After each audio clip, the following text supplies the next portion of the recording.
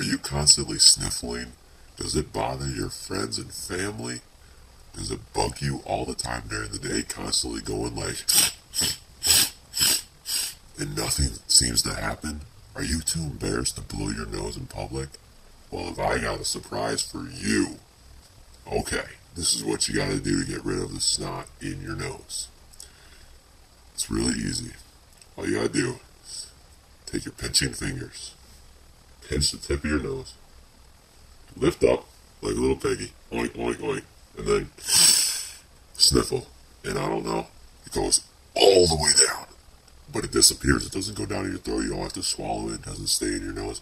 It just goes, and it's gone. It's magic, physics, like, or something. I don't know. Everything's physics in the world, so I figure that could possibly be the answer.